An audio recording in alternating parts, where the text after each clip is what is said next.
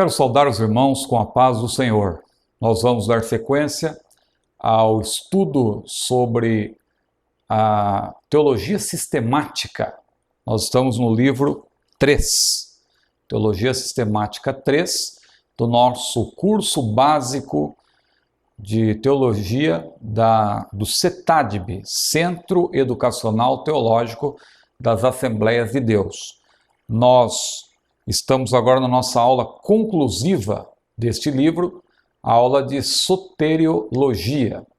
Nosso livro 3, como os irmãos sabem muito bem, ele abrange criação, angelologia, antropologia, hamartiologia e soteriologia. Então nós já estudamos sobre a criação, sobre os anjos, já estudamos sobre o homem, espírito, alma e corpo, já estudamos sobre a doutrina do pecado e agora nós vamos concluir este livro, mais uma vez repetindo, o livro 3, Teologia Sistemática 3. Nós vamos então concluir este livro falando da soteriologia. Nós vamos começar então com uma leitura bíblica. Quero convidar os irmãos a que nós abramos as nossas Bíblias em Romanos capítulo 10, versículos 9 e 10. 10 de Romanos, versículos 9 e 10. A saber, se com a tua boca confessares ao Senhor Jesus, e em teu coração creres que Deus o ressuscitou dos mortos, serás salvo, visto que com o coração se crê para a justiça, e com a boca se faz confissão para a salvação. Muito bem. Meus irmãos, nós temos lido a palavra do Senhor, e aqui um texto conhecidíssimo, como eu sempre costumo dizer, eu tenho usado textos conhecidos, mas não é porque são conhecidos que são menos importantes do que os outros que não são tão conhecidos. Eu me lembro que uma vez eu estava pregando em um determinado lugar e Deus abençoou grandemente, Deus por sua graça abençoou muito aquela pregação, e depois eu, chegando à minha casa, eu estava muito feliz com aquele culto, comecei a lembrar do culto e até perdi o sono. E então eu resolvi consultar os meus e-mails. E quando eu estava consultando os meus e-mails, tinha lá mensagens falando do culto. E muitos irmãos alegres, glorificando a Deus, mas tinha lá no meio uma crítica, não é? E a pessoa que estava criticando, não, porque não que nós não gostemos da crítica, a crítica é muito importante, às vezes nós crescemos até através das críticas, mas aquele irmão, ele dizia assim, olha, eu estive avaliando ou analisando a sua pregação à luz da homilética, e eu percebi que o irmão utiliza muito esses versículos aí, muito conhecidos, esses versículos são usados costumeiramente, seria importante que o irmão usasse outros versículos. Eu fiquei pensando naquilo, falei, meu Deus, será que os versículos que usamos de maneira costumeira são menos importantes do que os outros? De maneira nenhuma, porque a Bíblia é a palavra de Deus. Então, sempre quando eu cito João 3,16, por exemplo, porque Deus amou o mundo de tal maneira que deu o seu Filho unigênito para que todo aquele que nele crê não pereça, mas tenha a vida eterna, é claro que eu faço isso com toda convicção, porque a Bíblia é a palavra de Deus. Esse texto que lemos, Romanos 10, 9 e 10, é um texto muito conhecido, mas nós vemos nele também verdades maravilhosas a respeito da salvação. A primeira coisa que nós vemos aqui são a menção às duas condições para a salvação. Duas condições. A pessoa, para ser salva, ela precisa confessar ao Senhor Jesus com a sua boca, isto é, confessar Jesus como Senhor, reconhecendo nesse caso que a pessoa é uma pecadora, não é? Então ela reconhece Jesus como Senhor, e também crer no coração que Deus, crer no seu coração que Deus ressuscitou a Jesus dos mortos. Então nós vemos aqui que é preciso crer que Deus o ressuscitou dos mortos. É uma fé, na verdade, na obra redentora realizada por Deus. Paulo cita o ponto culminante da obra do Senhor Jesus, que é, no caso, a sua ressurreição, mas na verdade nós sabemos que a obra redentora do Senhor Jesus, ela é tripartida, ela está num tripé, não é? Ela abrange a encarnação do Senhor Jesus, Jesus se encarnou para revelar a glória do Pai, mas ela abrange também a morte vicária do Senhor Jesus, porque ele morreu no nosso lugar, ele morreu pelos nossos pecados, e abrange também a ressurreição do Senhor Jesus para a nossa justificação. Então, quando Paulo diz que nós precisamos confessar Jesus como Senhor e crer que Deus o ressuscitou dos mortos, ele está aludindo, claro, à obra redentora do Senhor. Então, aqui ele explica também que existem dois passos importantes para a salvação, porque com o coração se crê para a justiça, não é? E quem gera essa fé salvífica, como nós vamos ver ao longo desta aula, é Deus, por meio da pregação da palavra, porque a fé é pelo ouvir, e o ouvir pela palavra de Deus, e também com a boca se faz confissão, diz a Bíblia, para a salvação. É preciso se arrepender e clamar por misericórdia.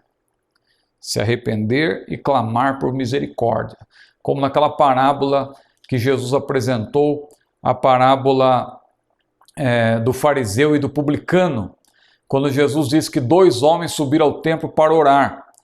Um era fariseu, o outro publicano. O fariseu, estando em pé, ele orava dizendo: ó Deus, graças te dou, porque não sou como os demais homens, roubadores, adúlteros e injustos. Não sou nem como esse publicano que está aqui ao meu lado. Eu, Senhor, jejuo 2 vezes na semana. Eu dou dízimo de tudo quanto possuo.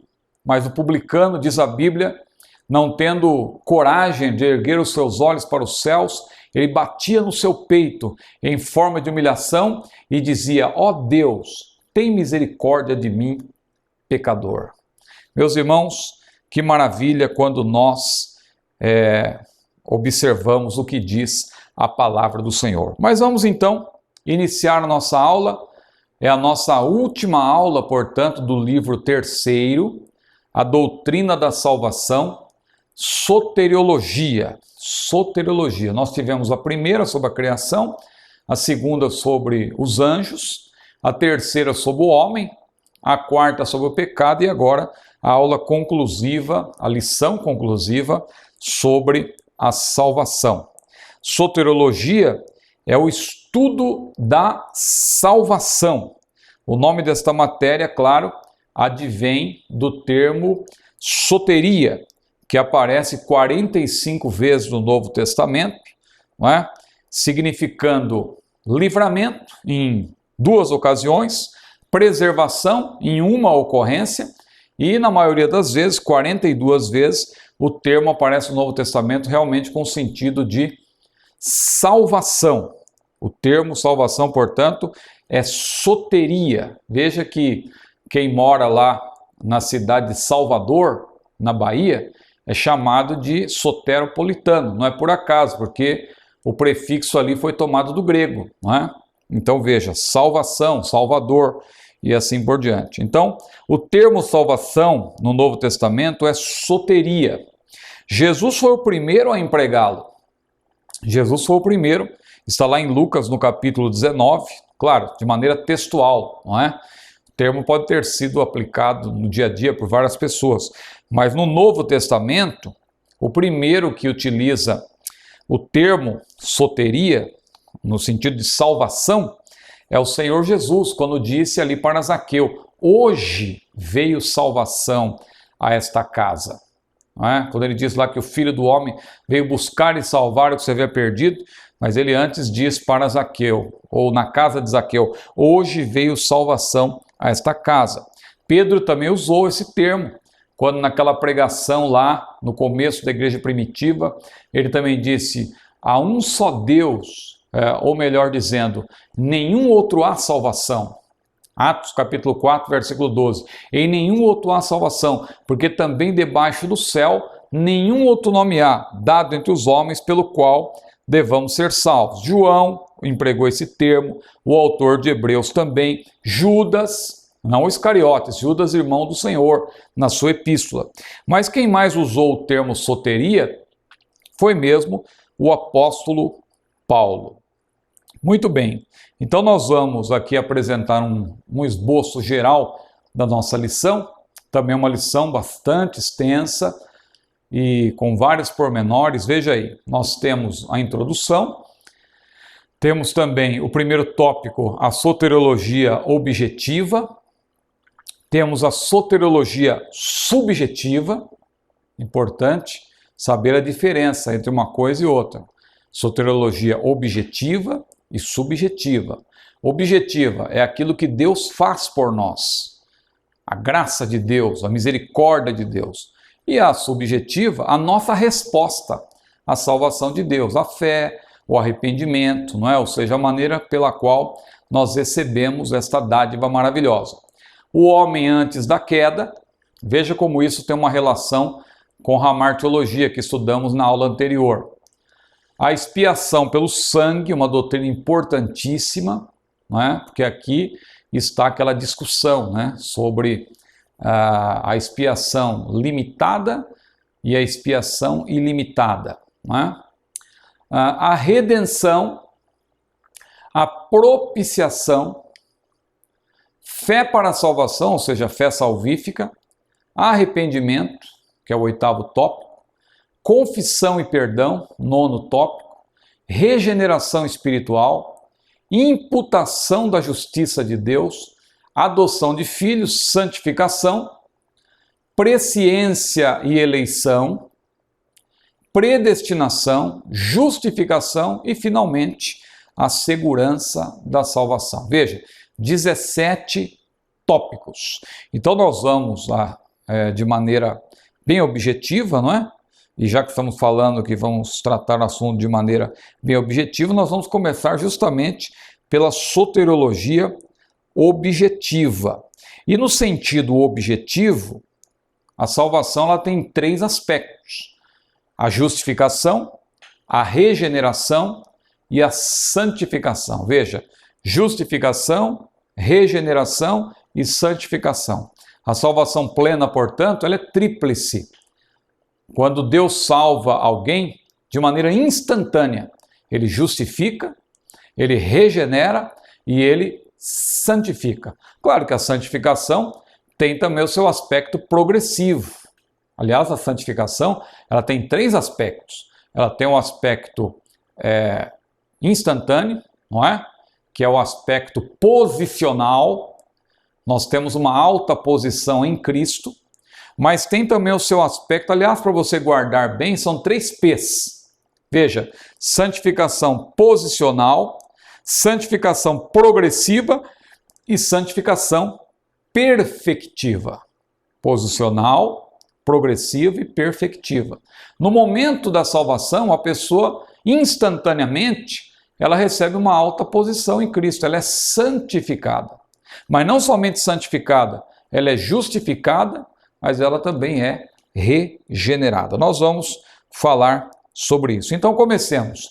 Soteriologia objetiva. E aí então ela abarca a salvação em Cristo, abarca a justificação, regeneração e santificação. Justificação é uma mudança de posição externa e legal do pecador diante de Deus, de condenado para justificado. Por isso, o salvo em Cristo não entra em juízo, diz a Bíblia. Lá em João, capítulo 5, versículo 24, Jesus disse: aquele que ouve as minhas palavras e crê naquele que me enviou, tem a vida eterna, e não entrará em condenação, mas passou, veja, passou, de onde para onde? Da morte para a vida. Passou da morte para a vida. Não entrará em condenação, ou como diz uma outra versão em língua portuguesa, não entrará em juízo. Por que não entrar em juízo? Porque o termo ali no original é um termo forense até, não é? Isso significa que o crente nunca será julgado para efeito de condenação. Nós, claro, passaremos pelo tribunal de Cristo, diz a Bíblia, que todos nós haveremos de comparecer ante o tribunal de Cristo, Paulo falou, mas ali é um tribunal para efeito de galardão e não para efeito de salvação ou condenação. Uma vez salva, a pessoa não precisa mais passar por nenhum tipo de julgamento para receber uma sentença de salvação. Não é? O juízo final que vai acontecer lá, no fim de tudo, esse juízo final que nós vamos tratar em escatologia, é para os ímpios. Os salvos vão até participar desse julgamento, mas não na qualidade de réus, eles vão julgar juntamente com o Senhor. Não é? Porque se alguém está em Cristo, nova criatura é, as coisas velhas já passaram, que tudo se fez novo, e Jesus disse que não entrará em juízo, mas passou da morte para a vida. Então isso é justificação. Justificação. Passamos a pertencer ao grupo dos justos. Justificação é o tempo passado da nossa salvação, já é passado. Nós já somos salvos. Uma vez que nós somos salvos, claro que nós devemos permanecer na presença do Senhor, mas em Cristo, diz a Bíblia, nós não entraremos em juízo. A regeneração é uma mudança de condição do pecador, de servo do pecado para filho de Deus. É chamado também de um batismo em Jesus. É um ato interior, ou seja, dentro do indivíduo. É também chamado de novo nascimento. Regeneração é um novo nascimento. Você se lembra quando Jesus disse para aquele homem, o Zaqueu, necessário te é nascer de novo? Jesus estava falando justamente da regeneração. Mas além da regeneração, nós temos a santificação. Santificação, como eu estava dizendo, ela é mencionada na Bíblia em 3 aspectos. Santificação posicional no passado, santificação progressiva no presente e santificação perfectiva no futuro. No passado nós já fomos salvos. Já fomos salvos. Então a santificação ocorreu de modo instantâneo, nós somos santificados, fomos tornados santos naquele momento. Não por nossos méritos, mas através do sangue de Jesus Cristo, que nos purifica, diz a Bíblia, de todo pecado. Não é? Bem-aventurados os que lavam, diz a Bíblia, as suas vestiduras no sangue do Cordeiro. Então fomos santificados de maneira instantânea. Depois também, hoje, claro, nós temos a santificação progressiva, nós continuamos nos santificando, porque a santificação tem esse aspecto também relativo ao que nós fazemos no dia a dia. O que a Bíblia chama de operar a nossa salvação. Nós operamos. Operai, diz a Bíblia, a vossa salvação com temor e tremor. Isso é a nossa santificação diária. Lá em Hebreus 12, versículo 14, está escrito também, segui a paz com todos e a santificação sem a qual ninguém verá o Senhor. Então, santificação. Mas temos também um segundo tópico, que é a soteriologia subjetiva. Quando falamos de soteriologia subjetiva, é a doutrina da salvação do ponto de vista do que o ser humano faz. Mas quer dizer então que existe uma parceria para gerar a salvação? O homem tem que participar? Não, o homem não participa para gerar a salvação. A salvação vem de Deus. A salvação é pela graça de Deus. O homem não tem participação alguma nesse sentido. Tudo é pela graça de Deus. Agora, quando nós falamos de soteriologia subjetiva, é aquele ponto da soteriologia que trata do que o pecador faz, não para gerar a salvação, mas para receber aquilo que Deus nos dá. Não é? Na experiência humana, portanto, a salvação é subjetiva. O pecador não pode salvar-se a si mesmo por meio dos seus esforços, mas ele precisa receber o que Deus lhe oferece por sua graça, e Deus o capacita para que possa crer e se arrepender. Veja, Deus o capacita. É uma graça capacitadora. É uma graça conhecida também como graça preveniente. Deus nos capacitando. Nós somos capacitados para crer, nós somos capacitados para se arrepender. Porque a salvação, ela é dada pela graça de Deus. Ninguém pode se gloriar e dizer, não, eu fui salvo porque eu me arrependi. Eu fui salvo porque eu criei. Até o arrependimento é Deus quem dá.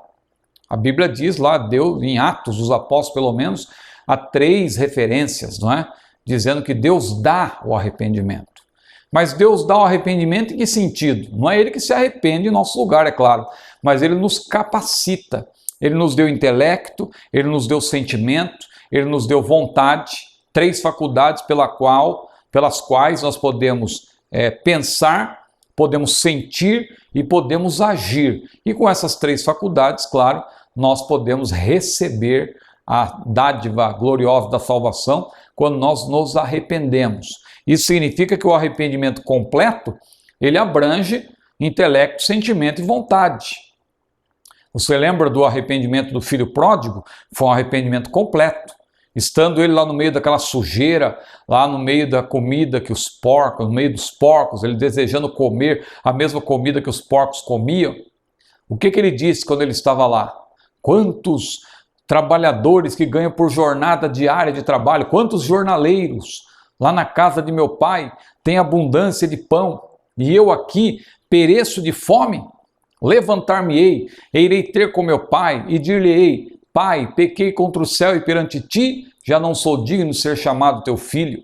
Faze-me como um dos teus trabalhadores. Ou seja, aquele rapaz, ele refletiu, ele reconheceu, ele resolveu e ele agiu. Veja que ele usou todas as faculdades. Ele refletiu, ele usou seu intelecto. Ele sentiu as suas misérias. Ele usou também a parte sensorial da sua alma. Mas ele também tomou uma posição, ou seja, ele usou a parte volitiva, a volição, a sua vontade. Então, intelecto, sentimento e vontade. Esse é o verdadeiro arrependimento, que envolve tudo isso. Agora, a Bíblia não diz que Judas também se arrependeu? Judas se arrependeu. Tem lá o texto bíblico que diz que ele se arrependeu. Só que, por que Judas se arrependeu e foi se enforcar? Porque o arrependimento dele não foi um arrependimento completo. Foi um arrependimento meramente emocional. Foi um remorso, como nós diríamos hoje. Não foi um arrependimento completo, não é? Então, é importante nós estudarmos isso. Deus nos capacita para que nos arrependamos. Deus nos capacita também para que tenhamos fé, porque a fé também é um dom de Deus. Então, no que tange a soteriologia subjetiva, é importante ver a salvação quanto ao passado, ao presente e ao futuro. No passado, o aspecto que mais se destaca na obra salvífica de Deus é, claro, a justificação.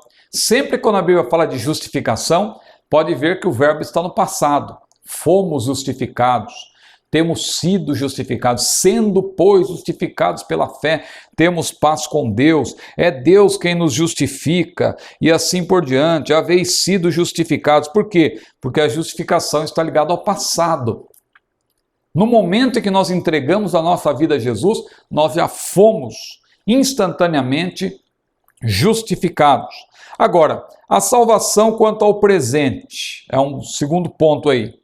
Sobressai-se em santificação, em conduta diante do mundo. É salvação do poder do pecado, que eu até citei em Ramar Teologia. Deus faz em nós e agora, não é? O que bem lhe apraz, não é? Então ele age em nós, nos salva agora, no dia a dia. Veja que interessante, nós fomos salvos, mas não quer dizer que uma vez salvo, nós não precisemos mais fazer nada, não é? Pelo contrário, não é? A nossa vida com Deus é uma vida diária. É como subir uma escada que não tem o último degrau. Você sobe um degrau hoje, Deus olha para você e diz, meu filho, tá bom, mas ele não está ótimo, pode subir mais um. Quem é santo, diz a Bíblia, santifique-se ainda. Glória a Deus. Então, meus amados irmãos, é a santificação, é a salvação no presente. A salvação quanto ao futuro é a salvação perfectiva, né? No seu aspecto perfectivo. Eu falei de santificação, mas a própria salvação também. Veja que o apóstolo Paulo, escrevendo aos Romanos, capítulo 13, versículo 11, ele disse que a nossa salvação está agora mais próxima do que quando aceitamos a fé. Como assim? Quer dizer que eu ainda não sou salvo? Paulo estava se referindo à salvação no seu sentido perfectivo. No sentido perfectivo, claro, nós estamos ainda sujeitos ao pecado hoje, não é? Então não alcançamos ainda o sentido perfectivo, esse aspecto, não é? Perfectivo, que só vai acontecer quando nós partirmos dessa vida, quando nós estivermos para sempre com o Senhor. Vamos para o terceiro tópico, a graça de Deus. Graça, que no caso em soteriologia, graça salvífica. Não vamos aqui discorrer sobre a graça comum, não é? Que o tempo não permite, uma graça extensiva a todos. Deus faz chover sobre a chuva, cair sobre justos e injustos, o sol também brilha sobre justos e injustos. É a graça comum, não é? Deus tem dado talentos naturais às pessoas, tudo através da graça comum. Agora, o nosso assunto aqui é a graça salvífica, que resulta da parte de Deus para com o pecador e se manifesta muitas vezes também em misericórdia. Mas não vá confundir graça com misericórdia. Graça é o que Deus faz por nós, dando-nos o que nós não merecemos. Graça é Deus nos dando o que não merecemos. A misericórdia é diferente. A misericórdia é quando Deus não nos dá, não é? Aquilo que merecemos. Claro que a graça também ela está intimamente ligada à misericórdia, ou seja, tudo faz parte do amor de Deus, mas conceitualmente há uma diferença entre graça e misericórdia. No original, graça é charis, não é? Essa provisão já existia, só que no Novo Testamento que nós vemos isso de uma maneira muito mais clara, muito mais categórica. A graça de Deus para salvar o pecador no Novo Testamento é mencionada de maneira mais direta, não é? A graça de Deus que se há manifestado, trazendo salvação a todos os homens, diz lá Tito, capítulo 2, versículo 11. Muito bem, a graça salvífica. Tudo é pela graça. Mas vamos para o quarto tópico, expiação pelo sangue. A doutrina em apreço também é chamada de ilasmologia. Ilasmologia, não é? A doutrina da expiação pelo sangue. Expiar é tirar o pecado. Eis o Cordeiro de Deus que tira o pecado do mundo, diz a Bíblia. Expiação tem a ver com o pecado. Muitos a chamam de expiação limitada, porque não entenderam ainda que a expiação está relacionada com o pecado e não com o pecador. Muitos estão confundindo, por exemplo, expiação com redenção. A redenção tem a ver com o pecador, agora a expiação não. Veja, eis o Cordeiro de Deus que tira o pecado do mundo. Então a expiação, ela tem a ver com o pecado original, o pecado adâmico. Quando Jesus morreu, ele morreu justamente para que todas as pessoas, através dele, possam obter a salvação, porque ele veio para tirar o pecado, ele veio para tirar o poder do pecado adâmico, não é, que recaía sobre os nossos ombros, agora não mais, mas claro que nós precisamos fazer a nossa parte, não é? Nós temos que nos entregar, nós temos que nos arrepender de todos os nossos, nos arrepender de nossos pecados. Termos para a salvação. Há 4 grandes palavras doutrinárias empregadas na Bíblia para nos revelar a extensão do valor da morte de Jesus, isto é, do seu sangue remidor, para tirar os nossos pecados. Expiação aplica-se à salvação em relação ao pecado, quanto ao seu alcance, que é infinito, não é? Então, é ilimitável. Não compete a nós aqui querer dizer que a expiação é limitada, porque a extensão aí da salvação em Cristo é infinita, não é? A redenção, como eu estava falando, só para efeito de comparação, a redenção, esta sim, diz respeito à salvação em relação ao pecador e ao seu pecado. Isso é redenção, não é? Imputação, aliás, além de, veja que eu estou falando então de termos para a salvação, 4 grandes palavras: redenção, primeiro expiação, que eu citei, né? Depois redenção, agora propiciação, que aplica-se à salvação quanto à transgressão, e também imputação, que se relaciona com a salvação quanto ao seu creditamento, a justiça de Deus lançada em nossa conta, pela fé no próprio Deus. O que é expiação? A palavra expiar significa encobrir, não é? À luz do termo hebraico, significa encobrir, ou cobrir, ocultar, tirar da vista. Expiar é pagar, quitar, tirar os pecados de alguém mediante um sacrifício reparador exigido, mas também propiciador. É tirar o pecado mediante a morte de alguém como substituto do culpado e condenado. Sem expiação pelo sangue, diz a Bíblia, não há perdão do pecado.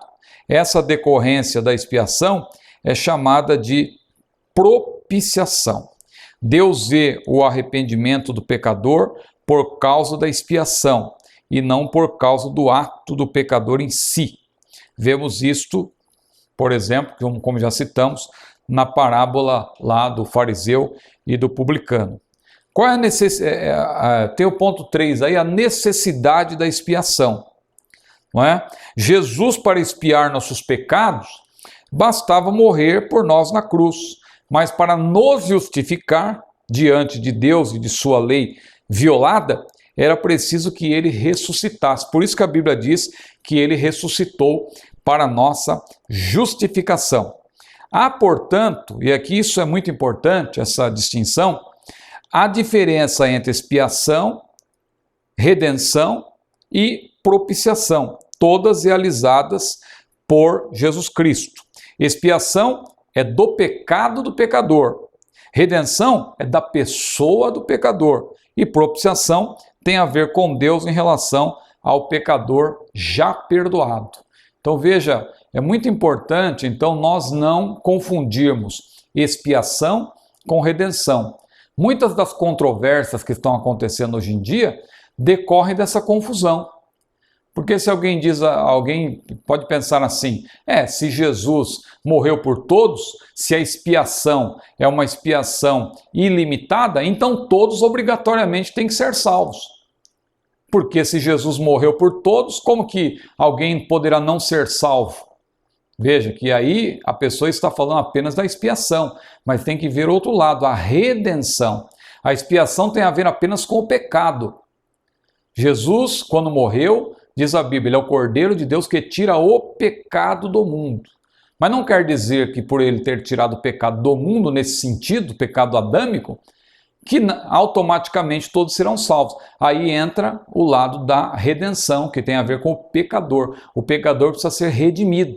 E como que o pecador é redimido? O pecador é redimido através da graça de Deus, mas é preciso que haja aceitação por parte do pecador. Aceitação. Senão, nós vamos ter que anular todos os versículos da Bíblia, né, que falam sobre a participação nesse sentido do ser humano, arrependendo-se, crendo, não é? Quem crer será salvo, como diz a Bíblia, ou se não, lá o texto áureo da Bíblia, Deus amou o mundo de tal maneira que deu o seu Filho unigênito, para que todo aquele que nele crê não pereça, mas tenha vida eterna. Então veja, é isso que a Bíblia nos apresenta na sua palavra. Muito bem, nós vamos então caminhando aqui, nós vamos agora para o 4º ponto aqui, a obra expiatória. No Antigo Testamento, a expiação dos pecados na nação durava 1 ano apenas, porque todo ano o sumo sacerdote ele tinha que entrar lá no dia do Yom Kippur, no dia do perdão, ele tinha que entrar lá no lugar santíssimo, com sangue, e ele aspergia o sangue, e então acontecia ali a manifestação de Deus, a nuvem da glória de Deus descia e Deus perdoava os pecados. Isso lá nos tempos do Antigo Testamento. Mas veja que isso apenas aumentava a dívida espiritual desse povo para com Deus, cada ano que passava. Cristo na cruz, pelo seu sangue, expiou os nossos pecados uma vez para sempre. Por isso fez ele uma vez, oferecendo-se a si mesmo.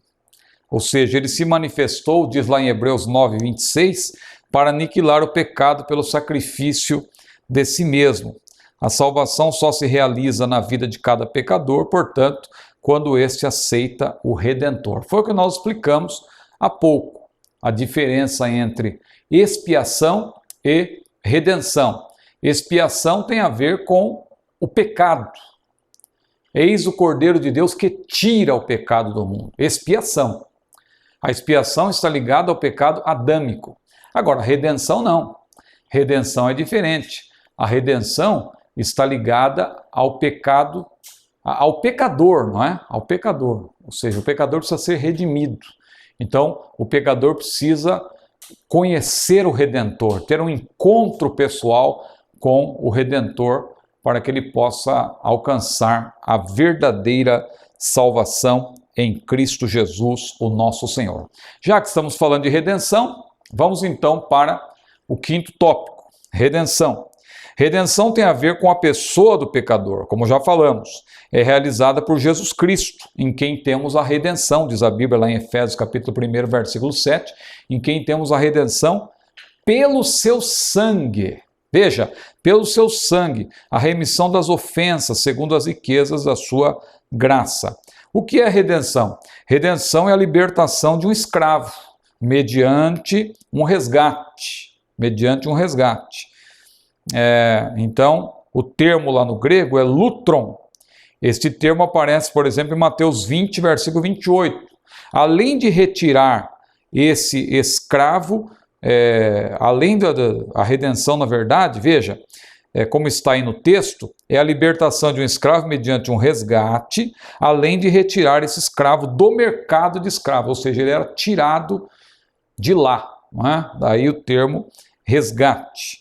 Há 7 principais palavras originais no Novo Testamento para a redenção. Agorazo, compraste, comprar na praça. Veja que o termo agora no grego, não é? Alude àquela praça onde havia o comércio, onde havia até pequenos julgamentos. Era na ágora. A ágora, lá na polis grega, não é? Então, na polis grega tinha a ágora, aquela praça onde eram feitas essas reuniões, esses julgamentos e tal, e comércio. Então, veja que o termo agorazo, que lá em Apocalipse 5 e 9 aparece como compraste, na verdade significa comprar na praça. E isso é redimir. Exagorazo, também resgatou, comprar o escravo na praça e retirá-lo de lá. Veja, exagorazo. Lutrou, que nós já mencionamos, resgatados, como diz lá em 1 Pedro capítulo 1, versículos 18 e 19. O apóstolo Pedro disse que não foi com coisas corruptíveis, como prata ou ouro, que fostes resgatados da vossa vã maneira de viver, que por tradição recebeste vossos pais, mas com o precioso sangue de Cristo, como de um cordeiro imaculado e incontaminado. Então veja que importante nós entendermos esse conceito. Exagorazo, lutrou, mas também lutroses, redenção. Está lá em Hebreus 9:12. Libertar mediante o pagamento de resgate. Apulotroses, redenção, é empregado em Lucas 21 e 28 para significar soltura, libertação, livramento, desprendimento do povo de Deus ao sair deste mundo opressor, escravizador, para ficar eternamente com o Senhor. E finalmente, temos também antilutron e lutron. Antilutron, a troca de uma pessoa por outra, e lutron, o resgate pago pela redenção de um cativo, escravo ou prisioneiro de guerra. O ponto 2, aí 5.2, redenção dos pecadores. Nossa redenção espiritual foi planejada e definida por Deus antes da fundação do mundo. Antes da fundação do mundo, não é? Esse ponto é muito importante, porque Deus não foi apanhado de forma desprevenida, como muita gente pensa. O resultado da nossa redenção é tríplice. Resulta na conversão da alma, nossa ressurreição, ou a redenção do corpo, e também resulta em domínio da terra, aquilo que nós havíamos perdido. Porque redenção é justamente dar ao ser humano de volta aquilo que ele perdeu. Dar de volta aquilo que ele perdeu. Conversão da alma. Então tem a ver com alma, tem a ver com corpo, não é? E tem a ver também com o domínio da terra. Então é a conversão da alma, é a redenção do corpo e é o domínio da terra. Claro que isso, boa parte acontece já, agora, mas a concretização de tudo isso vai se dar na redenção final, quando Cristo vier buscar a sua igreja. E a Bíblia diz que aquilo que é corruptível se revestirá da incorruptibilidade, aquilo que é mortal se revestirá da imortalidade, nós estaremos para sempre com o Senhor. Vamos para o 6º tópico, propiciação.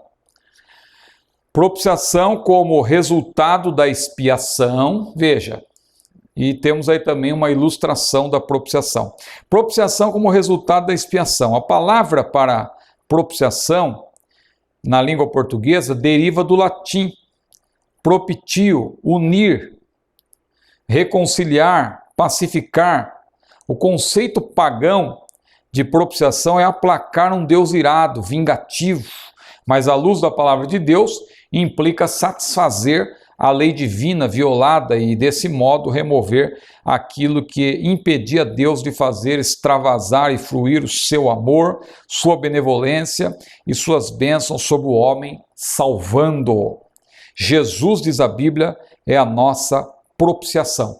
E a ilustração é justamente aquela que nós já citamos, lá de Lucas capítulo 18, naquela parábola do fariseu e do publicano, em que o fariseu, ou melhor, o publicano, disse: ó Deus, sê propício. Quando ele disse, tem misericórdia de mim, ele estava, na verdade, dizendo, ilascomai, ou seja, sê propício a mim, pecador. Literalmente, o publicano da parábola mencionada, lá em Lucas 18, versículos 9 a 14, ele estava dizendo, Deus, olha para mim, o pior pecador, assim como tu olhas para o sangue propiciador aspergido sobre o propiciatório na arca da aliança. Então veja que esse termo, na verdade, aponta para isso. Mas vamos avançar. Vamos para o tópico 7. Fé para a salvação. Fé para a salvação. A manifestação da fé salvífica. Fé salvífica tem a ver com o pecador em relação a Deus. Pois sem fé é impossível, diz a Bíblia, agradar-lhe. Porque é necessário que aquele que dele se aproxima creia que ele existe e que é galardoador daqueles que o buscam. Então, aí está a manifestação da fé salvífica. Ela se manifesta na vida do pecador, é um dom de Deus. Não é? A fé pelo ouvir e o ouvir pela palavra de Deus. 7.2, aí temos também a definição da fé natural. A fé natural é a fé da cabeça, por assim dizer, natural, que não resulta em salvação. A palavra de Deus diz que até os demônios creem que há um só Deus e estremecem diante de tal fato, diz lá em Tiago capítulo 2, versículo 19. A fé que Tomé teve inicialmente foi meramente também uma fé da cabeça. Então, é necessário que a fé seja uma fé vinda de Deus. Veja aqui o exemplo de Tomé. Somente depois de Jesus lhe ter dito, porque me viste, Tomé, creste, não é? Foi que ele, então, pôde, posteriormente, fazer aquela declaração tão maravilhosa, Senhor meu e Deus meu. Mas, a princípio, a sua fé era uma fé somente da cabeça. 7.3, defesa da fé. Isso nós vamos tratar posteriormente quando falarmos da heresiologia. 7.4, expressões de fé. Não é? O significado do termo fé varia no Novo Testamento. Em Gálatas 5:22, é mencionado como uma das virtudes do fruto do Espírito: caridade, gozo, paz, longanimidade, benignidade, bondade, fé, mansidão e temperança. Então veja que a fé é um dos elementos que compõem o fruto do Espírito. Mas não somente isso, a fé como dom e assim por diante. Mas aqui dentro do nosso estudo de soteriologia, estamos vendo a fé salvífica. A fé salvífica, aquela que vem de Deus. A fé para a salvação. No momento em que o pregador está falando, não é? A fé brota no coração da pessoa, uma fé para a salvação. Esse tipo de fé nem todos têm, mas ela é dada no momento da pregação do Evangelho. Claro que todos têm fé, todos têm um tipo de fé, uma fé comum, não é? A pessoa às vezes tem até uma fé direcionada não para Deus, mas para um outro tipo de mediador, para um santo, não é? Uma imagem de escultura que a pessoa vê naquela imagem um santo e assim por diante. Mas a fé salvífica é diferente. A Bíblia diz que a fé é pelo ouvir e o ouvir pela palavra de Deus. O arrependimento. O arrependimento também, a fé se relaciona com Deus, o arrependimento com o pecado. O arrependimento é uma doutrina básica quanto à salvação. O verdadeiro arrependimento é o que produz convicção do pecado. Veja que eu já citei, assim por alto, a diferença entre o arrependimento completo e o arrependimento incompleto. Eu citei como exemplo de arrependimento completo o arrependimento do filho pródigo, quando ele disse: levantar-me-ei, irei ter com meu pai, mas antes ele já tinha refletido. Veja que ele deu pelo menos 4 passos. Ele refletiu, ele disse: quantos jornaleiros há na casa de meu pai? Ele reconheceu, ele disse: eu aqui pereço de fome. Ele reconheceu a sua miserabilidade, mas ele também resolveu. Ele disse: quer saber de uma coisa? Levantar-me-ei, e irei ter com meu pai, e dir-lhe-ei: pai, pequei contra o céu e perante ti, já não sou digno de ser chamado teu filho. Levantar-me-ei. Mas ele não somente fez isso, ele agiu. Ele resolveu e ele agiu. Ele foi em direção da casa do pai. E quando ele estava chegando, o pai já o esperava e correu em sua direção. O pai certamente reconheceu pelo andar que era seu filho e correu em sua direção e o abraçou e o beijou repetidamente. E o filho começou a sua confissão, mas o pai ali, como que interrompendo, disse aos seus servos: matai o bezerro cevado, ponde alparcas nos seus pés, ponde anel na sua mão, vamos todos nos alegrar, porque este meu filho estava morto e reviveu, tinha se perdido, mas foi achado. Veja, arrependimento completo, envolveu intelecto, envolveu sentimento, envolveu vontade. Agora, não podemos viver o mesmo de Judas. Judas, ele teve oportunidade de arrependimento. Vamos comparar, por exemplo, Pedro com Judas. Será que Pedro pecou mais ou menos que Judas? Judas é chamado de traidor, mas veja o caso de Pedro. Pedro negou, mentiu, jurou e praguejou. Só que Pedro encontrou lugar de arrependimento. Por quê? Porque o arrependimento de Pedro foi um arrependimento completo. O arrependimento completo tem que envolver intelecto, sentimento e vontade. Agora, o remorso apenas, a pessoa chora e tal, mas ela não toma uma posição.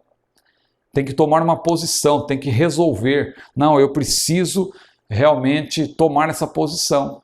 Veja que isso aí não é que a salvação é gerada pelo homem, mas Deus dotou o ser humano dessas três faculdades para que o ser humano, mediante o convencimento do Espírito, ele possa tomar uma posição.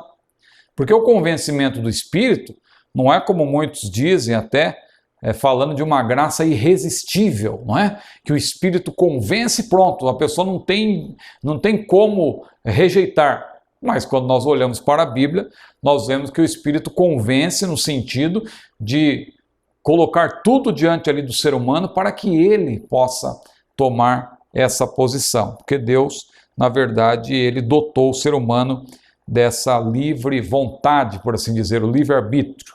Mas vamos para o 9º tópico. Confissão e perdão. Confissão e perdão. Confissão, de acordo com 1 João 1:9, a confissão deve ser uma contrita e definida. Deve ser uma confissão contrita e definida. Não é? Nossos pecados. Observe que são pecados, plural. Diz lá 1 João, capítulo 1, versículo 9. Se confessarmos os nossos pecados, ele é fiel e justo para nos purificar os pecados, não é? Para perdoar os pecados e nos purificar de toda a injustiça. 1 João, capítulo 1, versículo 9. Observe, portanto, que são pecados, não é? Outro elemento é a renúncia ao pecado, como está lá em Provérbios, capítulo 18, versículo 13. O perdão. Perdão é a remissão. É a remissão da punição do pecado, o qual conduz à perdição eterna. Para nós, seres humanos, que pela queda, herdamos uma natureza pecaminosa e pecadora, parece fácil o perdão. E parece fácil Deus nos perdoar. E isto por sermos todos uma raça de pecadores. Porém, com um Deus santíssimo em quem não há pecado, o caso é diferente. O perdão pode ser judicial para o descrente. A condição exigida por Deus para esse perdão é a conversão do pecador. Arrependei-vos, pois, e convertei-vos, para que sejam apagados os vossos pecados e venham assim os tempos do refrigério pela presença do Senhor. Qual é o meio para o perdão? A fé em Deus e segundo a palavra. Se a condição exigida por Deus para o pecador, crente faltoso, fosse uma nova conversão, então veja, se a condição exigida por Deus para o pecador ou para o crente faltoso, não é, fosse uma nova conversão, seria necessário nos convertermos constantemente. Constantemente. E quais são as consequências do crente não querer perdoar? O crente se recusar a perdoar, não querer perdoar de forma alguma, é uma atitude que afeta a comunhão com Deus, individual e coletivamente. Afeta ainda a nossa comunhão com os irmãos, com a igreja, bem como o nosso caráter cristão e a nossa saúde em geral. Muito bem, vamos para o décimo tópico. Regeneração espiritual. O termo regeneração tem a ver com a nossa inclusão na família de Deus. Em Gênesis 1:27, temos a criação natural do homem. Em Efésios 2:10, temos a sua criação espiritual. Regeneração é o ato interior da conversão efetuada na alma pelo Espírito Santo. Conversão é mais o lado exterior e visível da regeneração. Uma pessoa verdadeiramente regenerada pelo Espírito Santo é também convertida. Então veja, regeneração. Lembre-se sempre que a salvação plena, ela envolve regeneração, mas também justificação e santificação. O 11º tópico, a imputação da justiça de Deus.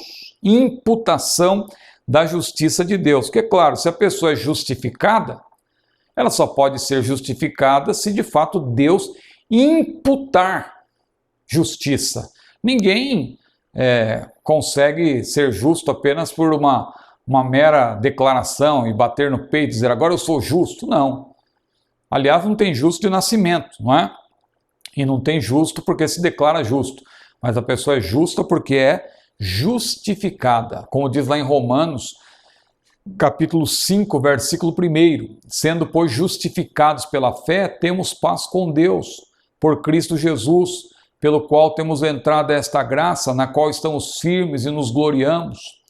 e Paulo vai citando ali não somente isso, mas também nas tribulações, sabendo que a tribulação produz a paciência a experiência, a esperança, e a esperança não traz confusão, porquanto o amor de Deus está derramado em nossos corações pelo Espírito Santo que nos foi dado. Glória seja dada ao maravilhoso nome do Senhor. Muito bem, vamos avançando então. A adoção de filhos. Veja, adoção de filhos. A adoção de filhos é mencionada em textos como Romanos 8:15, Efésios 1:5, João 1:12. São versículos muito conhecidos de todos, não é? Que mostram que nós somos filhos por adoção. Por que a Bíblia dá esse destaque? Porque, a rigor, o único Filho de Deus é Jesus Cristo. A Bíblia diz que ele é o unigênito Filho de Deus. Agora, a Bíblia também diz lá em João, que eu citei aqui, João capítulo 1, versículo 12, que ele veio para o que era seu, mas os seus não o receberam. Mas a todos quantos o receberam, deu-lhes o poder de serem feitos filhos de Deus, a saber, os que creem no seu nome. Glória a Deus. A adoção de filhos. Então é um assunto aí muito importante que nós devemos também estudar. Vamos adiante. A santificação. Veja aí, no livro nós temos aí a santificação de objetos, eventos, etc. A santificação de pessoas, não é? Porque no Antigo Testamento os objetos eram santificados para Deus, né? O tabernáculo, os utensílios do tabernáculo, assim por diante. Santificação de pessoas também, a Bíblia menciona no Antigo Testamento e hoje também, no caso do salvo. Mas nós somos santificados em Cristo. E um ponto interessante que nós queremos destacar é esse terceiro ponto, a santificação em 3 tempos. 3 tempos, que eu já falei no início.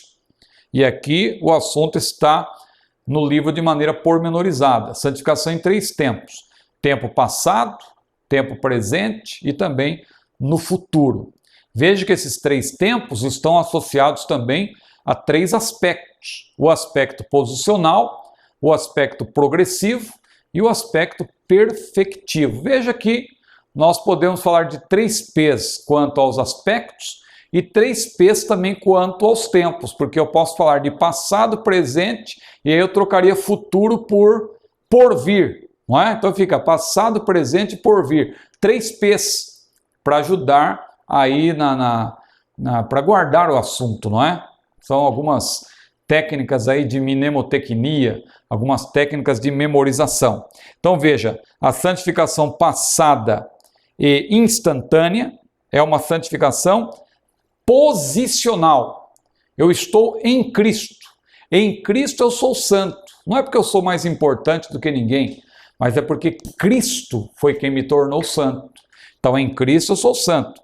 Santificação presente, ela é progressiva. Como assim progressiva? A cada dia eu tenho que ser mais santo. Deus certa vez deu uma visão para o profeta Ezequiel, em que ele viu diante de si um ribeiro. E ali tinha um homem que tinha um cordel de medir na sua mão, e aquele homem mediu 1000 côvados, na nossa linguagem, aproximadamente 500 metros. E aquele homem disse para Ezequiel, Ezequiel, avance. E quando ele avançou, tinha um ribeiro diante dele, e ele viu, as águas davam, depois de ele ter andado ali, aqueles 500 metros aproximadamente, as águas davam pelos artelhos, mais ou menos na altura dos dedos do pé. Mas aquele homem mediu mais 1000 côvados e disse, Ezequiel, avance, caminhe. E quando ele avançou, as águas agora davam pelos joelhos, diz a Bíblia. Mas aquele homem mediu mais 1000 côvados e disse, Ezequiel, avance. E quando ele avançou, as águas agora davam pelos lombos. Mas aquele homem mediu ainda mais 1000 côvados e disse, Ezequiel, avance. E quando ele avançou, mais 1000 côvados, diz a Bíblia que não dava mais pé. Eram águas profundas que precisavam ser atravessadas a nado.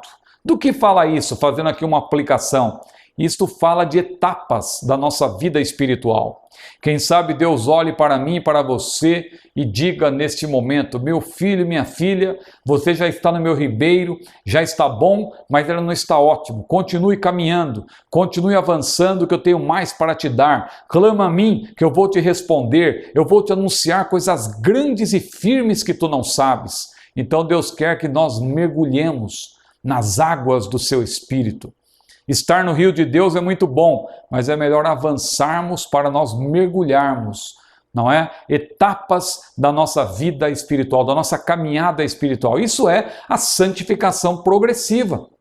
A cada dia nós temos que ser mais santos. O Senhor diz na sua palavra: quem é santo, santifique-se ainda. Quem é santo, santifique-se ainda. Mas quem é sujo, suje-se ainda. Mas graças a Deus que a igreja quer se santificar, glória a Deus. E a santificação futura e completa, não é? É o aspecto aí perfectivo. É a santificação plena, a santificação final.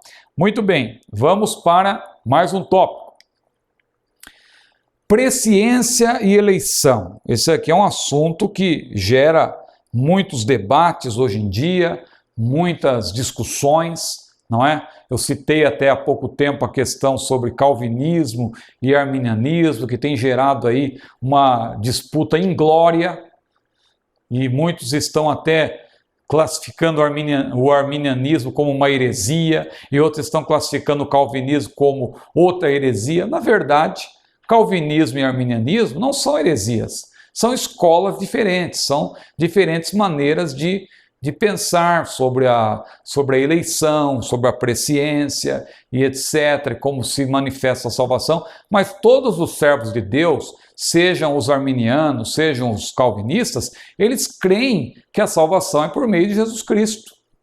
Eles creem, mas a diferença vai aparecer quando começarem a esmiuçar, né, os conceitos, etc., e ao longo da história, a teologia histórica, mas é importante que nós sempre tenhamos em mente que somos irmãos em Cristo, que não devemos de maneira nenhuma nos digladiar.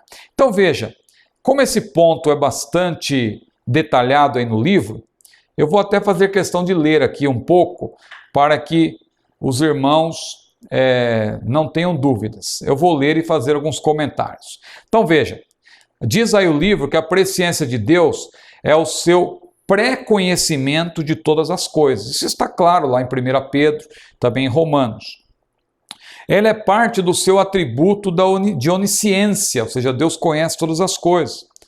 Ele pré-conhece todas as coisas sobre o homem, mas não as evita, por ser o homem livre e responsável por seus atos. Deus, na sua soberania, ele fez assim. Ele dotou o ser humano, ele fez de arbítrio, ele fez o ser humano uma pessoa responsável pelos seus atos. No caso do pecado de Adão, o Senhor sabia disso na sua presciência, porém não o evitou por ter Adão, como eu já falei, livre-arbítrio.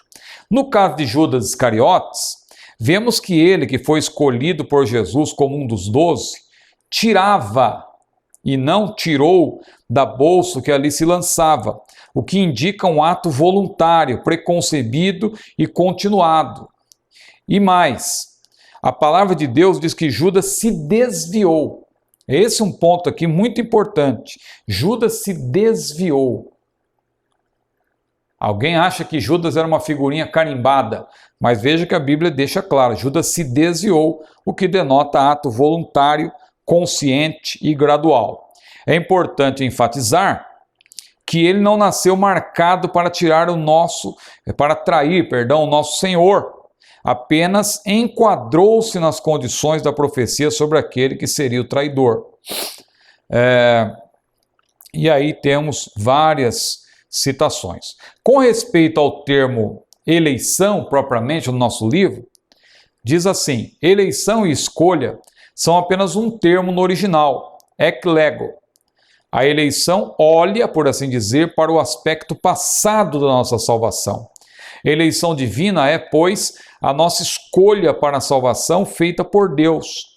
Nós, pecadores por natureza, não sabemos escolher, mas o Senhor nos escolhe, como Jesus mesmo disse, lá em João capítulo 15, versículo 16. Não fostes vós que escolhestes a mim, mas eu vos escolhi a vós, para que vades e deis fruto, e o vosso fruto permaneça. Veja, não fostes vós que escolhestes, mas eu vos escolhi. Ou seja, é o Senhor quem nos escolhe. Na Bíblia mencionam-se a eleição divina coletiva, como a de Israel, não é? A da igreja, e a individual, como a de Abraão, a de cada crente. A vocação e a eleição do crente, do lado humano, são imperfeitas, como lemos em 2 Pedro 1,10. Portanto, irmãos, procurai fazer, diz lá, cada vez mais firme a vossa vocação e eleição, porque fazendo isto, nunca, jamais tropeçareis.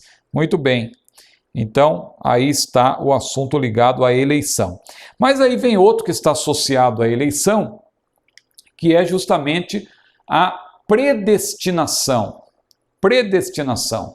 Há muitos que pensam que a Bíblia tem versículos que confirmam a predestinação e outros que confirmam o livre-arbítrio, que um texto se opõe ao outro, fazendo com que haja uma certa antinomia, não é? Entre os textos sagrados. Na verdade, a Bíblia é uma harmonia perfeita. A Bíblia explica a própria Bíblia. Nós não podemos de maneira nenhuma achar que existe uma Bíblia calvinista, ou uma Bíblia monergista, por assim dizer, e uma Bíblia arminiana, ou uma Bíblia sinergista, não é?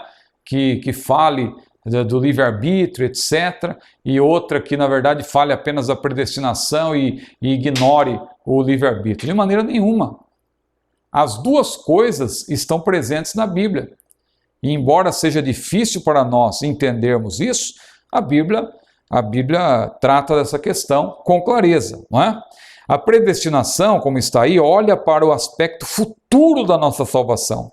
Segundo as Escrituras, ela é o nosso predestino. A salvação não é um decreto divino, pois isso seria um fatalismo cego e impróprio atribuído a Deus.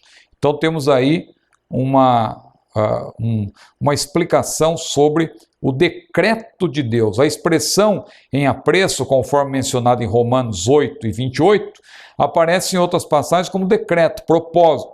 Trata-se do eterno propósito de Deus segundo o desígnio de sua própria vontade, pelo qual ele preordenou para a sua glória tudo o que acontece.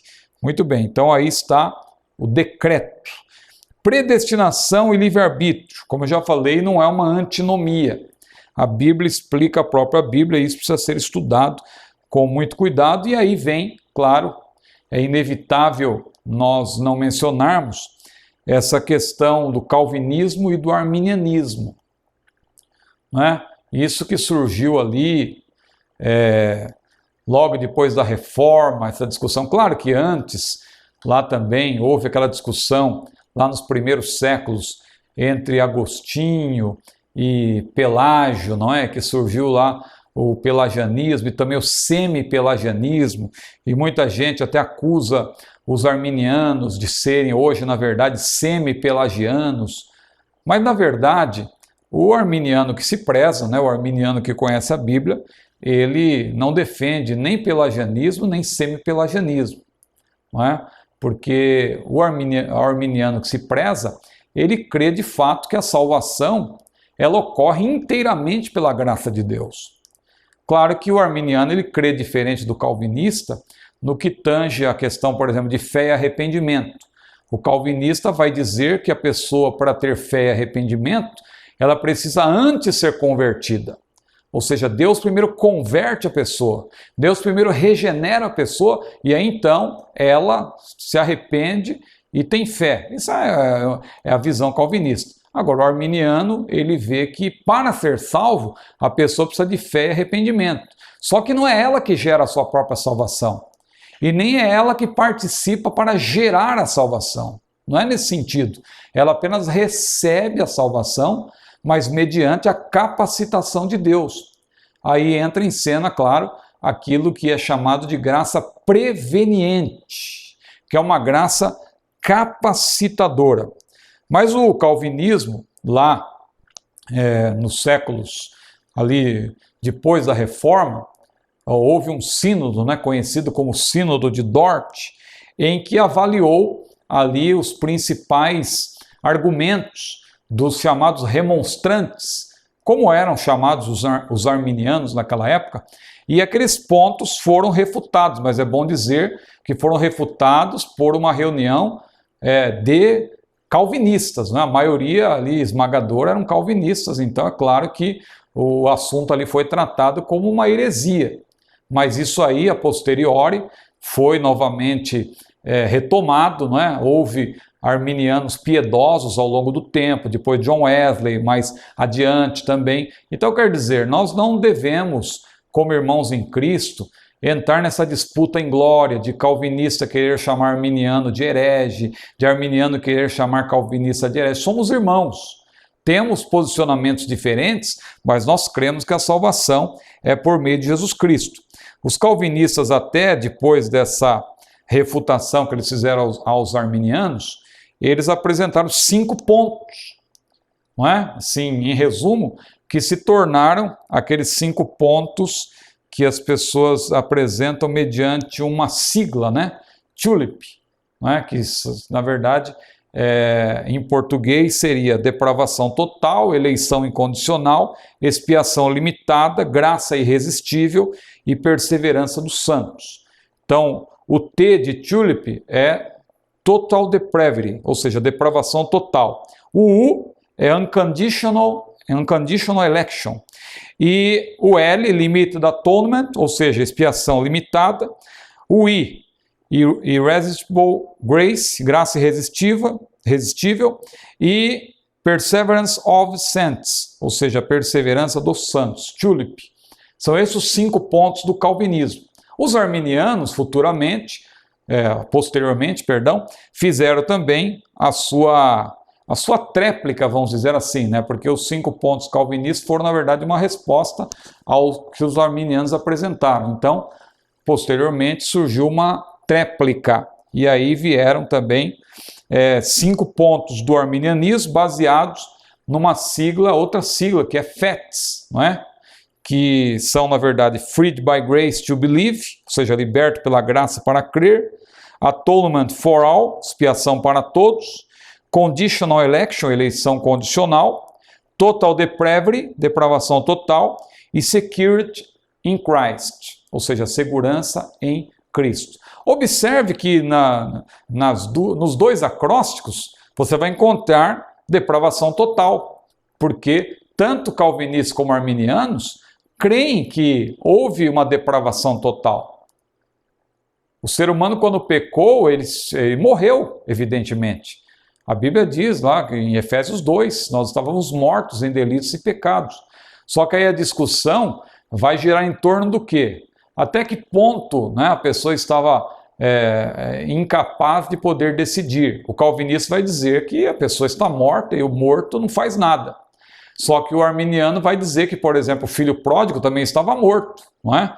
O pai disse, esse meu filho estava morto e reviveu. Só que ele estando morto, mesmo assim ele refletiu, reconheceu, resolveu, agiu. Por quê? Porque o termo morto, nesse caso, não é morto no seu sentido de que a pessoa está completamente sem ação. Morto no plano espiritual. Morto no tocante a depravação total, ou seja, a imagem de Deus ela foi corrompida, mas não quer dizer que a pessoa perdeu a capacidade de decidir, não é? Então, o livre-arbítrio não, segundo a linha aí de pensamento dos arminianos, não foi perdida essa capacidade do ser humano. Bom, a discussão é bastante ampla.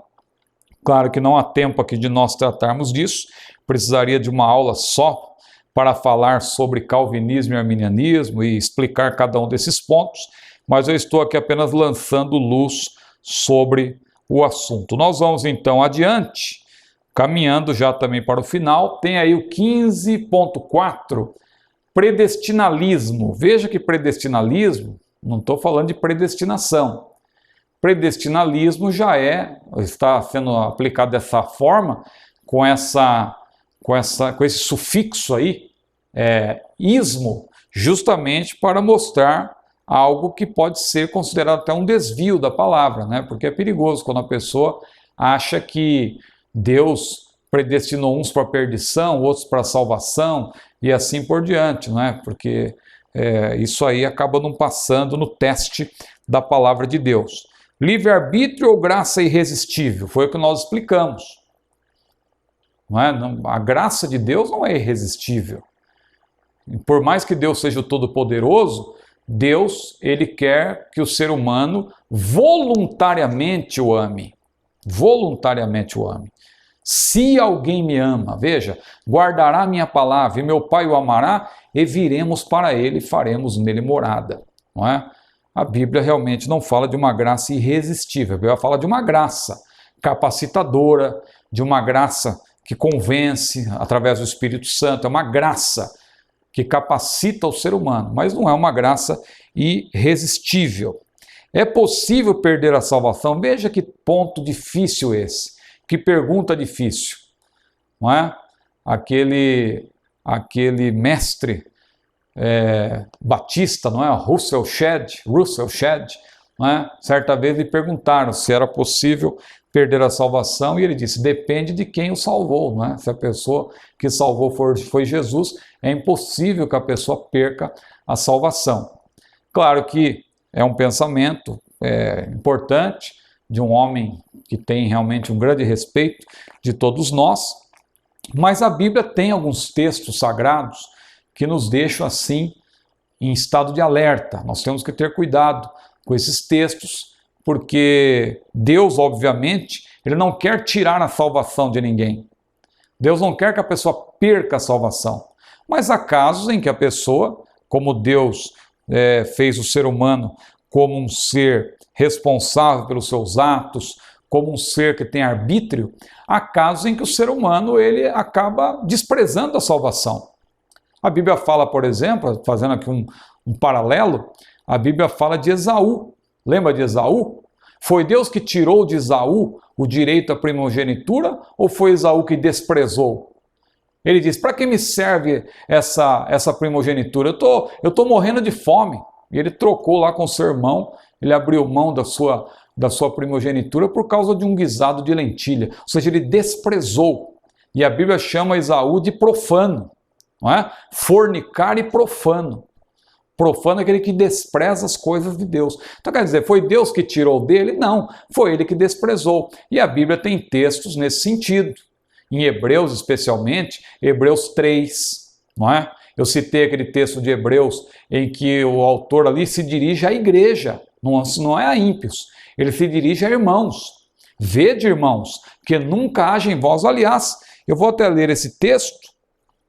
Veja como esse texto é claro, eu já citei, mas talvez seja até bom para os irmãos marcarem aí em suas Bíblias. Hebreus capítulo 3, versículos 12 a 14. Olha o que ele disse. Vede, irmãos, que nunca haja em qualquer de vós um coração mau e infiel para se apartar do Deus vivo. Antes, exortai-vos uns aos outros todos os dias, durante o tempo que se chama hoje, para que nenhum de vós se endureça pelo engano do pecado. Veja o 14. Porque nos tornamos participantes de Cristo se, olha a conjunção condicional, se retivermos firmemente o princípio da nossa confiança até ao fim. Até ao fim. Então veja como nós temos que perseverar. Isso é bíblico. Temos que perseverar até o fim. E aí no livro há uma infinidade de passagens aí que os irmãos podem estudar, falando do livre-arbítrio, mas também falando desse perigo, não é? De a pessoa não permanecer em Cristo. Lá 2 Pedro capítulo 2, por exemplo, é um capítulo muito importante também, que fala daqueles que foram resgatados. E mesmo assim, sendo resgatados, eles, na verdade, abriram mão. Veja, como a Bíblia diz, vamos ler também, 2 Pedro capítulo 2, veja aí, 2 Pedro capítulo 2, versículo 1, 2 Pedro capítulo 2, versículo 1, olha o que diz a Bíblia. E também houve entre o povo falsos profetas, como entre vós. Haverá também falsos doutores que introduzirão encobertamente heresias de perdição e negarão o Senhor que os resgatou. Veja isso. Negarão o Senhor que os resgatou, trazendo sobre si mesmos repentina perdição. Negando o Senhor que os resgatou. Esse termo resgatar aí é muito forte. Resgatar aí não tem como fugir do seu sentido. Qual é o sentido? Ser resgatado aí é ser salvo. Ser salvo pelo sangue de Jesus. Aqui está, a Bíblia mostra que a pessoa, mesmo salva, aqui no caso, exemplo de pessoas salvas que não tiveram cuidado e acabaram negando o Senhor que os resgatou. Mas vamos adiante. O que a Bíblia realmente diz sobre a predestinação? É o que nós já temos falado aí, não é? Que Deus predestina, claro, o corpo de Cristo de maneira geral, a igreja, ela já está predestinada para a salvação. Agora, no que tange a indivíduos, pouco a pouco, não é? À medida que a pessoa vai crendo em Cristo, ela vai sendo inserida nesse corpo. Ou seja, nós estamos falando aqui, é claro, de um conceito que é chamado de eleição coletiva, a eleição de uma corporação, não é? Wesley e outros já defendiam aquele princípio da eleição baseada na presciência de Deus. Claro que Deus também, pela presciência, ele sabe aqueles que serão salvos, aqueles que se perderão, mas Deus, de acordo com a analogia geral da Bíblia, nós vemos que Deus não interfere através da presciência na vida de ninguém. Então, quando em Efésios, por exemplo, Paulo fala lá de uma eleição, agora falando da eleição que nos elegeu nele antes da fundação do mundo, é claro que ele estava se dirigindo à igreja, aos crentes de Éfeso, que pertencem ao corpo de Cristo. Porque a igreja, como corpo, claro, ela foi eleita em Cristo para a salvação. Ela foi eleita em Cristo para a salvação. Mas não vamos pensar que isso automaticamente nos leva a pensar que ele elegeu aí uns para a perdição, outros para a salvação, que Deus teria uma lista prévia de eleitos para a salvação e, consequentemente, uma lista de condenados, não é? Tanto que aquele versículo de Apocalipse, capítulo 17, versículo 18, que fala dos nomes daqueles cujos nomes foram escritos no livro da vida, veja, desde a fundação do mundo. O texto não diz antes. Eu acho interessante que muitos, às vezes, no afã de defenderem o seu ponto de vista, vamos ler esse versículo que é importante. Apocalipse 17, versículo 8.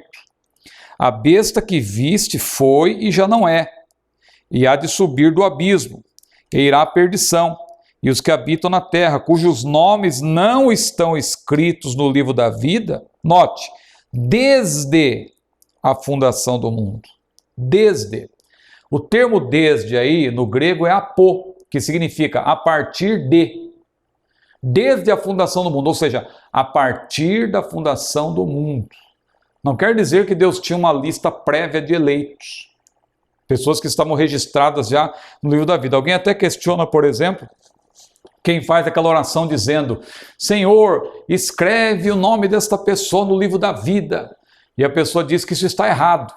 Porque Deus já tem uma lista prévia daqueles que estão salvos. Não tem que orar para Deus escrever o nome do livro da vida. Mas, veja, a Bíblia diz que os nomes são inseridos desde a fundação do mundo. Ou seja, a partir do momento que Deus fundou o mundo, colocou o primeiro casal, a partir daquele momento é que os nomes foram sendo inseridos no livro da vida. Uma pessoa não é inserida, não é registrada, vamos dizer assim, antes de nascer, não é? Nenhuma mãe vai chegar no cartório e vai dizer: olha, eu quero registrar meu filho, mas ele não nasceu ainda, eu estou esperando e tal, mas eu já queria registrar. Não, não pode, tem que esperar a criança nascer primeiro.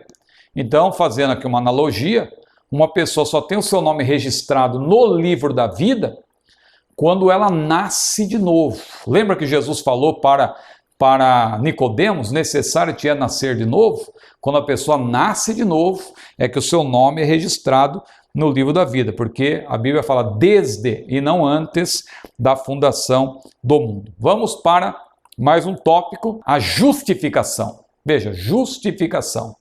Diferenças entre justificar e perdoar. Justificação é o ato, não é? Judicial de Deus pelo qual ele declara justo o pecador e põe sua fé para a salvação em Jesus, ficando assim isento de culpa e condenação. Diferenças entre justificar e perdoar. Perdão remove a condenação do pecado. A justificação nos declara justos, não é? Justos diante de Deus. Também vamos agora ver aqui verdades fundamentais sobre a justificação. Verdades fundamentais. As verdades fundamentais da justificação pela fé em Deus são 5. A sua origem é a graça de Deus, a sua base, o sangue de Jesus, o seu meio, a fé, o seu testemunho perante os homens são as obras, e a sua causa instrumental é a ressurreição de Jesus Cristo. Glória a Deus. E, finalmente, a segurança da salvação. Eu falei aqui de calvinistas e arminianos. Tanto calvinista como arminiano defende a segurança da salvação. Security in Christ, diz lá um dos pontos doutrinários do arminianismo. E já os calvinistas vão falar de perseverança, não é? Perseverança, tal. Mas os dois defendem isso, os dois grupos. Mas qual a diferença? O calvinista vai dizer até, usando aquela frase que muitos arminianos até falam até de maneira irônica, tratando de um bordão, eu acho que isso não é uma atitude conveniente também, não é? Mas uma vez salvo, salvo para sempre. Quando um calvinista diz isso, uma vez salvo, salvo para sempre, é que ele acredita que a pessoa que foi salva jamais ela perderá a salvação. Ela está segura.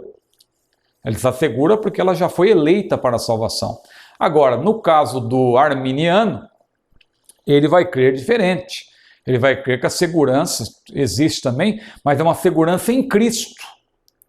E aí muitos calvinistas, não os calvinistas sérios, é claro, mas aqueles que ficam gostando de fazer brincadeiras, fazer gracejos com os arminianos, eles dizem, o arminiano ele perde e recupera a salvação, perde e recupera, perde e recupera. Deus risca o nome e escreve de novo, risca e escreve de novo. Mas não é isso que o arminiano que se preza defende, não é? Porque nós temos a segurança em Cristo. A pessoa não vai perder a salvação, por exemplo, se ela estiver dirigindo o seu veículo, aí leva uma fechada e a pessoa ali, num ato ali, naquele momento ali, a pessoa está nervosa com alguma coisa, fala uma palavra, ou olha para a pessoa, vai para o inferno, por exemplo. Aí vão dizer que Jesus volta naquele momento, acontece o arrebatamento da igreja. A pessoa, porque está envolvida numa discussão de trânsito, ela então vai perder a salvação. Não, irmãos, nós não perdemos a salvação dessa maneira. Aliás, Deus não tira a salvação de ninguém.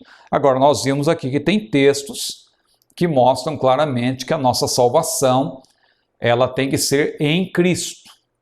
Em Cristo. Jesus mesmo falou, eu sou a videira verdadeira e meu Pai é o lavrador. Aquele que está em mim, veja, esse dá muito fruto. A pessoa precisa estar em Jesus Cristo. E aí nós temos no livro uma infinidade de passagens que tratam disso, sobre a segurança da nossa salvação. Nós vamos, meus irmãos, caminhando para o final. Essa é uma aula conclusiva e que os irmãos, então, guardem este assunto que nós estudamos nesse livro 3, esse livro tão importante no coração. Estudem. Veja, nós estudamos sobre a criação, nós estudamos sobre a angelologia, nós estudamos sobre a antropologia, nós estudamos sobre a hamartiologia e sobre a soteriologia.